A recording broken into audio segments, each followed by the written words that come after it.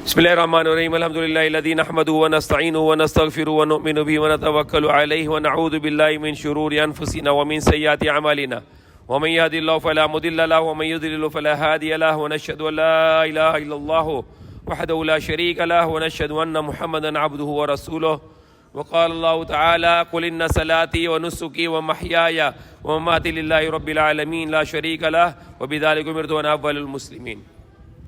So our topic for Ashura, and in Ashura, our topic is about the battle of Karbala, or our topic is the greatest. I have to follow what is the topic I suggest is the Ashura, the day of the greatest sacrifice. The Ashura is the day of the greatest sacrifice of all the time, because the prophets of Allah and their families are always giving the greatest of sacrifice. And in this greatest sacrifice, the Prophet Muhammad sallallahu alaihi wasallam and his family is involved. Not just the family of the Prophet Muhammad sallallahu alaihi wasallam, but Prophet Muhammad sallallahu alaihi wasallam was himself involved in that sacrifice. How he is involved? There was a time the Prophet Muhammad sallallahu alaihi wasallam was crying. His wife said he was too much crying. And then she asked him, what is the reason you are crying? Then he mentioned that the angel came from Allah. An angel told to him that his son, his grandson Hussein, he will be sacrificed. He will be killed by the people unjustly with the zulm. So he was crying, and here I have already the pain. And not only that time, several times the Prophet Muhammad ﷺ was crying for his two grandsons, because his grandson Hassan, also killed, martyred with a poison by the enemies. And then finally the Hussein was sacrificed, not just him alone, but all his sons, except only one, the Zainul Abidin, and his brother, his nephews, his relatives, and his friends, and his followers. They were 72. They were going towards the Kufa, which is the part of the Iraq today, to take the bay'ah from the people of the Kufa who already backed out. They betrayed to Hussein because of fear of Yazid and the fear of the governor of Kufa. They changed their mind. And then the Hussein and his companions, his family, they were stopped at the battlefield place which is known as Karbala, which is just beside the Euphrates River. Euphrates River is Furat. In Arabic, it's called Furat, but in English, they call it Euphrates River, which is in Iraq. So when they were stopped, and they were only given the one choice, that if you are going to make pledge, the oath of allegiance to Yazid, then we will let you go. You will go back to Medina or Makkah. But if you are not going to give the allegiance to Yazid, then we are going to fight with you and we are going to slaughter you. And now who is Yazid?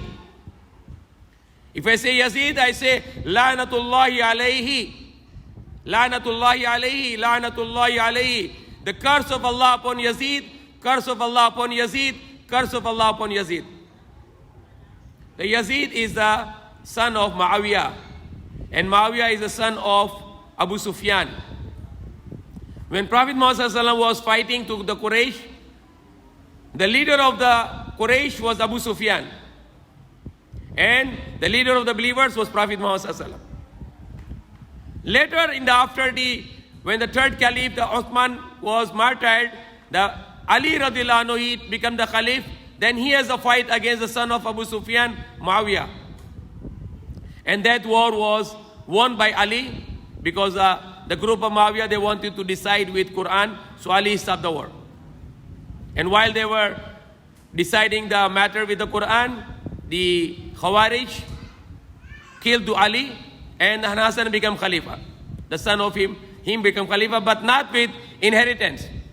Not the Ali before died, when he was about to be died, he said, okay, my son is my Khalifa, my successor. No, he did not do this, because it's haram in Islam. The inheritance in rule is haram in Islam. Monarchy is haram in Islam because it's only the Muslim can choose. The ruler should become with the choice of the Muslims.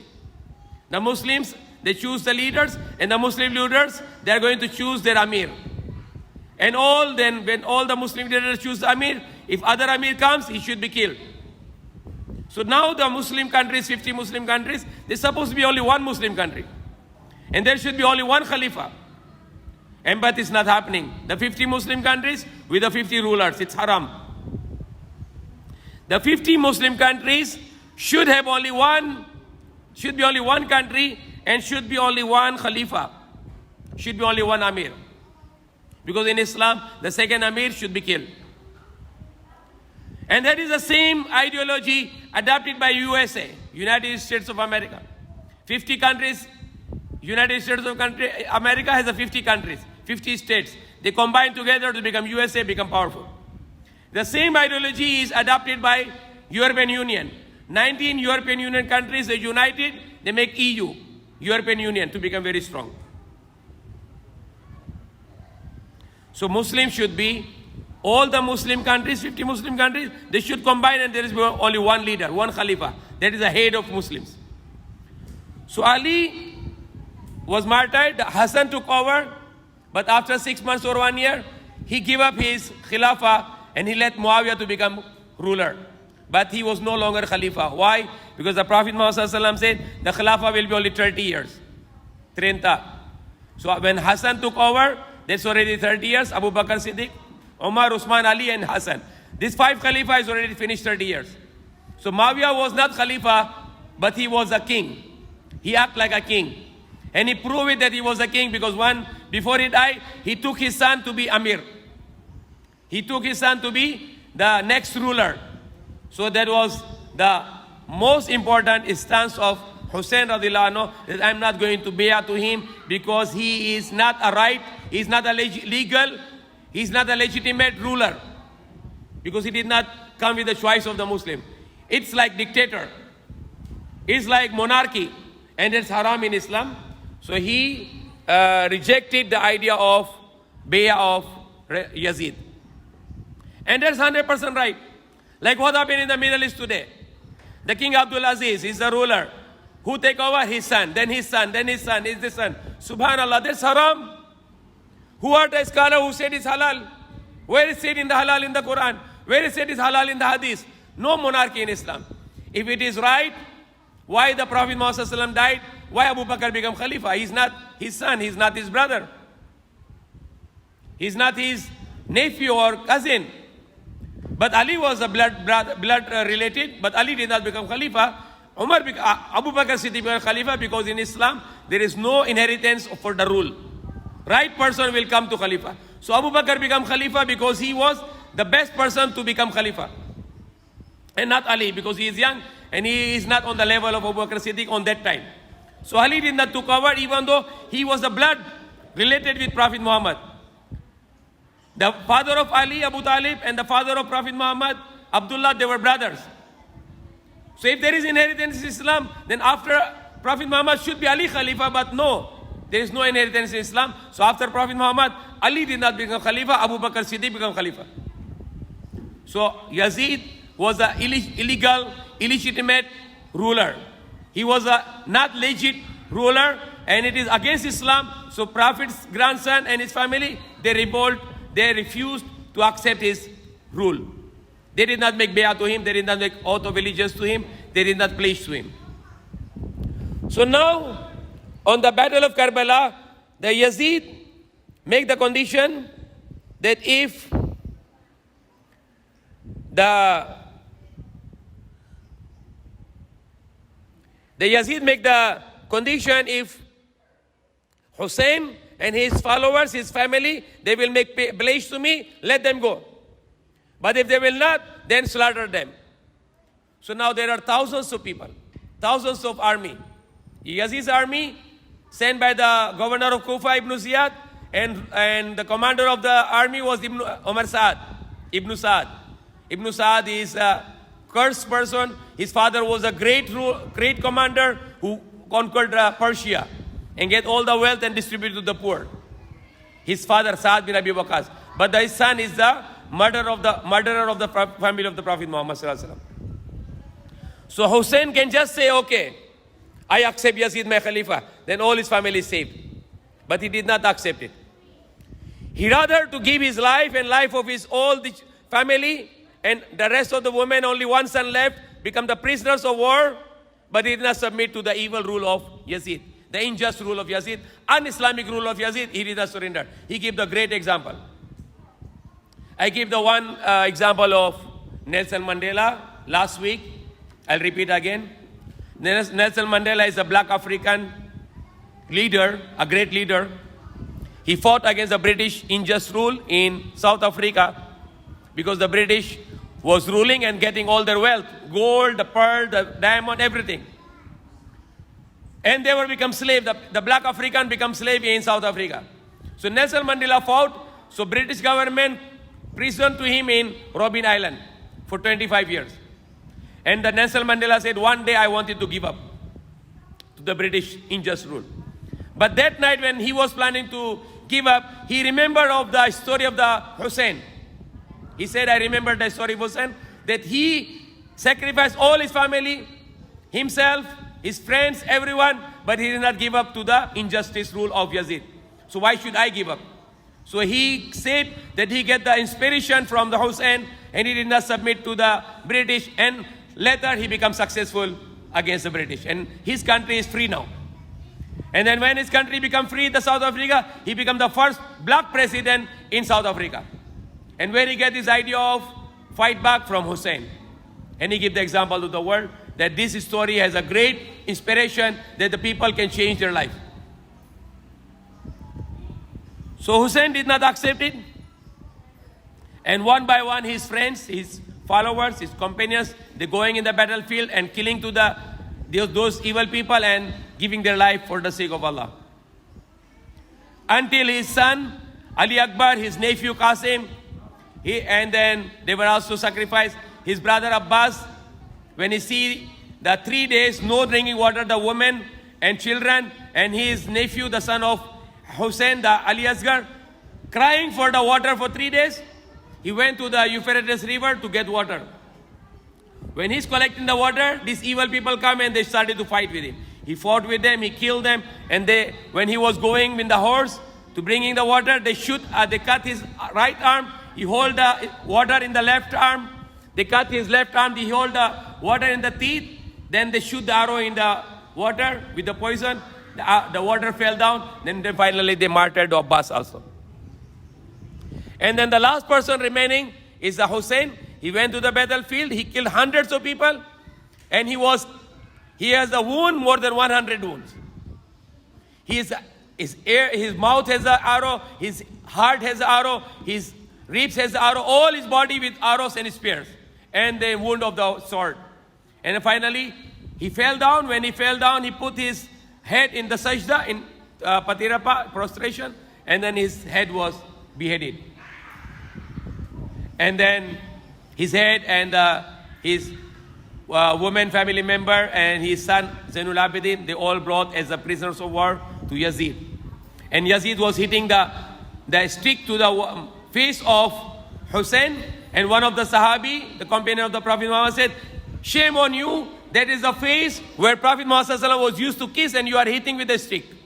So that's why I said curse upon Yazid, curse of Allah upon Yazid. After that, the people of Medina, they revolt against Yazid. They refused. You are not our Khalifa. We don't believe in you. So he sent the army to Medina, the city of the Prophet, and he make surrender those people, and he make 3 days halal Medina. He said, kill all the people in Medina and rape all the women in Medina. Subhanallah. And that called the incident of Harra. He did that in the city of Medina. He killed the Sahaba, the companions of the Prophet Muhammad sallallahu alaihi wasallam, and he raped the women in Medina. And then after that, the people were revolt in Makkah. So he sent the army to Makkah and he threw the stone with the fire and he burned the Kaaba. Subhanallah.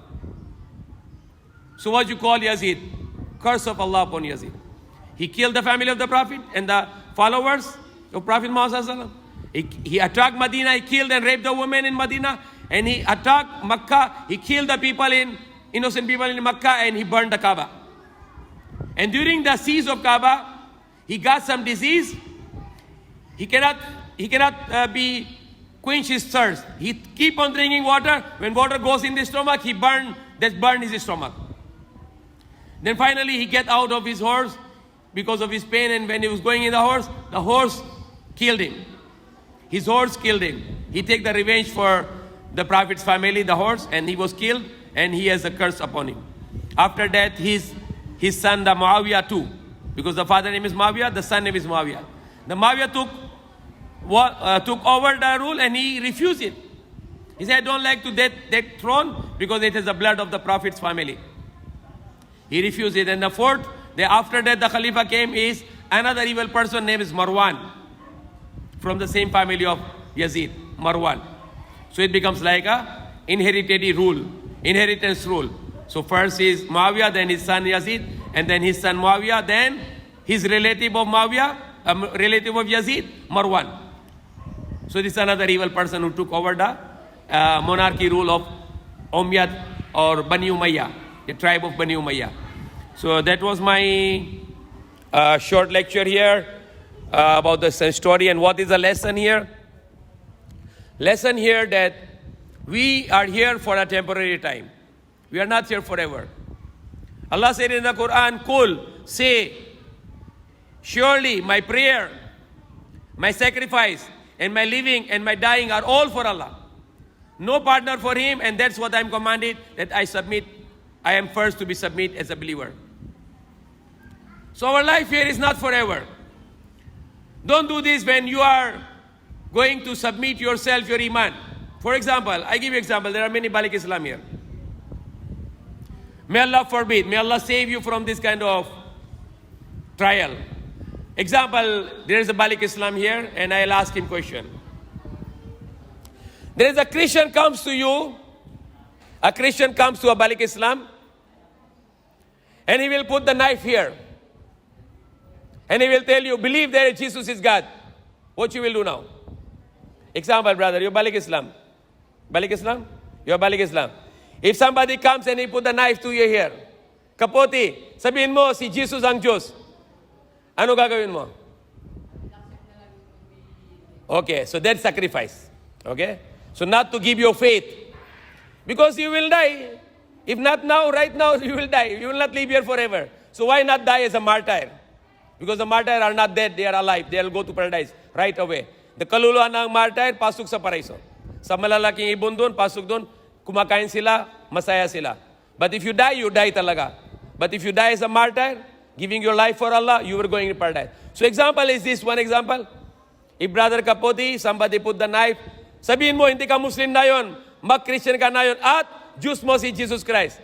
So ano gagawin ni Kapoti? Oh, sige, okay, tanggap ko na. So he give it his faith. He give his faith already. And tanggap na niya yung mali. But kung malakas yung iman niya, sabi na patayin mo ako, isa lang Diyos Allah. So kung patay siya, martyr, shahid. You understand? Okay, so sometime in the life, some trial come to you. Don't give up for the temple. Christmas is haram, shirk. Ano ibig sabihin ng Christmas? Si Jews may anak, di ba? Ano ibig sabihin ng Christmas? Jews may anak. Okay. Now there is a Muslim, he said, I'm a Muslim, he pray in the masjid, but he's selling Christmas lights. Subhanallah. How much money? 50 peso he sell his iman. How he is going to sacrifice his life? Only for 50 peso, binenta niya yung iman niya. Christmas style benta niya, subhanallah. Alhamdulillah, Allahu Akbar. How he will give the life, and only for 50 peso, he give his iman. He's selling Christmas light. He will make money with the Christmas. Alam niya, Christmas is shirk. Si Jews may anak, that is shirk. Allah may anak, that is shirk. Tapos benta niya ng Christmas light, subhanallah. Meron pa na mga Muslim, nasabi Muslim, benta ng revolto. Subhanallah.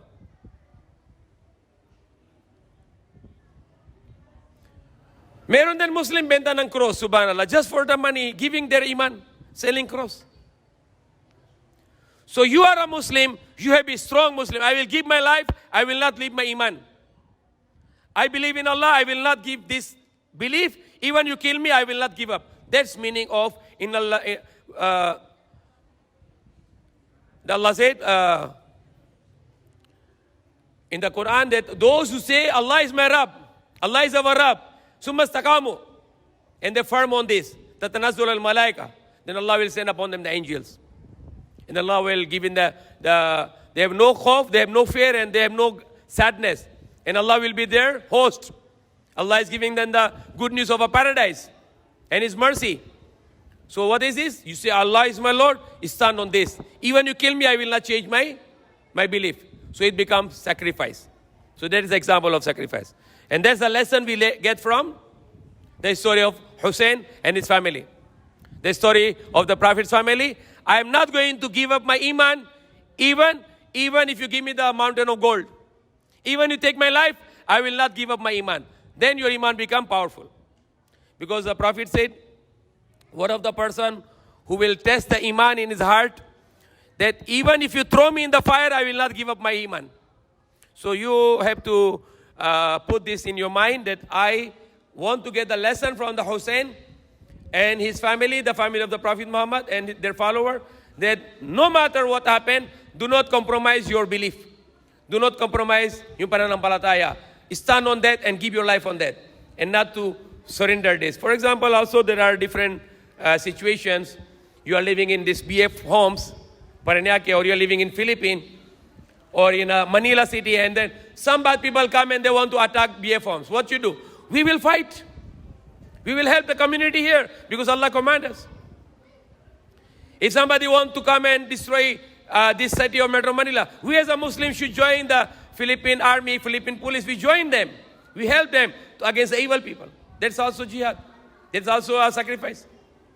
Example, the government is fighting against the drug dealers. We should help our government. We should help government of the Philippines to stop the drug selling, to stop the evil. So there are forms of sacrifices which we are going to give. Which we are going to give. So that is one of the war for this government of the Philippines, to war against drugs. So we Muslims should help the government. And in that way you die, you are martyred, because you are fighting against the evil. So drug selling is evil, so we are helping government against drug selling. That becomes also a struggle for Allah. That becomes a sacrifice for Allah. So there are many examples which you can take from the story of the Prophet's family. So I'm in now because I can take some questions, and then inshallah the distribution of charities, and we have to leave also for the breaking of fast, and all of you can have your breaking fast also, inshallah. Alhamdulillahi Rabbil Alameen. So we will be continue the question answer, and then inshallah the distribution of charity. Alhamdulillah.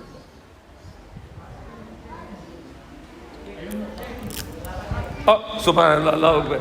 Bakit lagay mo tubig? Subhanallah. Allahu Akbar. I forgot also, fasting na yun. Subhanallah. Thank you. Thank you. Because sometimes forgot. Allahu Akbar. Okay, good. Alhamdulillah, barakah. Okay, lahat fasting to, lahat fasting. Sino walang fasting? Lahat may fasting, wala? Oh, everybody fasting? Okay, no question, inshallah. Yes. Wa alaikum salam. Other Muslim countries, they say that in every Muharram, the 10th day of the Ashura, they claim it to be that they have a great sacrifice. They do bring the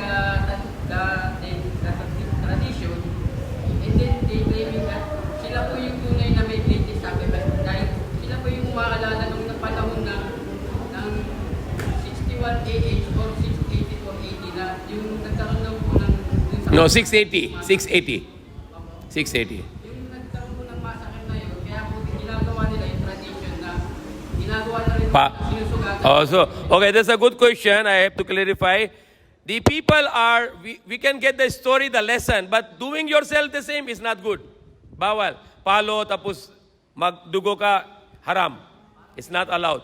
Yung mga ibang Muslim, tinatawag mga Shia, they palo yung kutsilyo, tapos parosa sa anrili, haram sa Islam. Because Allah said, wala tulku biyaytikum illa taluka. Don't destroy yourself with your own hands. So giving the pain to your hands, bleeding yourself and beating yourself, it's not allowed in Islam. So haram yung tinatawag na matam. Yung iginagawa ng Christian yan, di ba? Palo.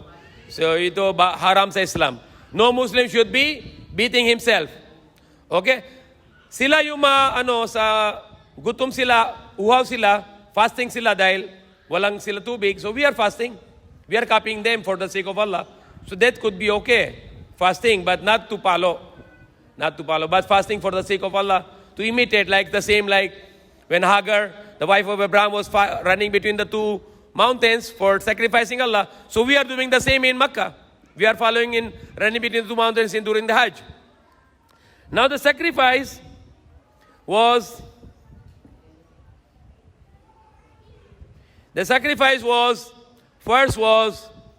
Ibrahim alayhi salam. He wanted to sacrifice his son for Allah. So Ibrahim alayhi salam is submissive, and his son Ismail is submissive. But the sacrifice was not taken. It was not taken. But the another side of the Ibrahim alayhi salam family, the Sarah, the son is Isaac. His son is Yaqub, and then his son was Isa alayhi salam, Jesus. And he was about to give sacrifice by the hands of Romans. But hindi siya na-sacrifice because he was not crucified. But finally, the Prophet Muhammad sallallahu alaihi wasallam, his son was sacrificed, Hussein, and also Hassan, two sons, two grandsons. Hassan, Hussein, they were both sacrificed, both martyred for the sake of Allah in the way of Islam. So finally, the sacrifice from Allah was accepted. There are other prophets and other families of the prophets who were also sacrificed, like Yahya.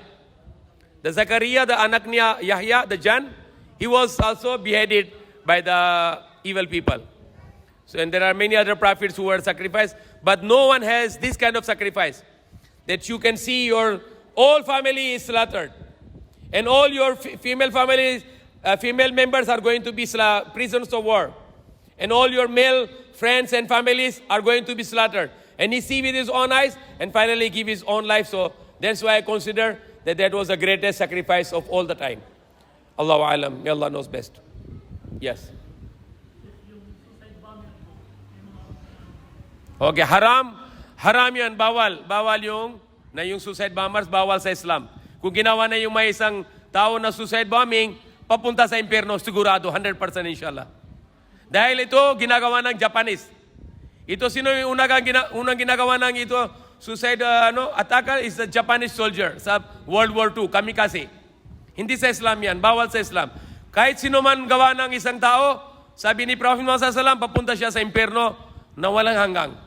Dahil ginawa niya yung sifat ng Allah, Allah ang al-mumit, Allah ang bigay ng kamatayan. Gusto niya siya yung al-mumit. So, siya maging mushrik.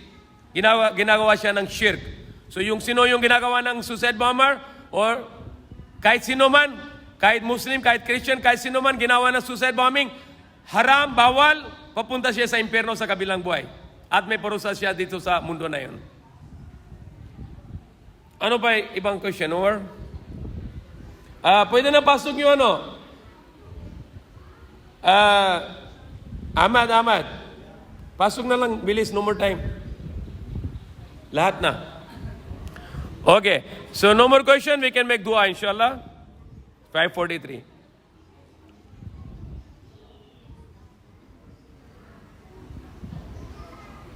There are, even though I explained about Yazid, but there are some people who are trying to make justify for Yazid. So avoid these people. Don't talk to these people. They have no good heart to talk like this. Because you keep on debating with them, they will debate with you. No, and it's better to make dawah to the non-Muslims. And stand firm on your iman. That is the most important message for today, that we learn from the Hussein. I will never give up my Islam. I will never give up my iman. I want to die as a Muslim, and I want to die as a believer, no matter what happened to me.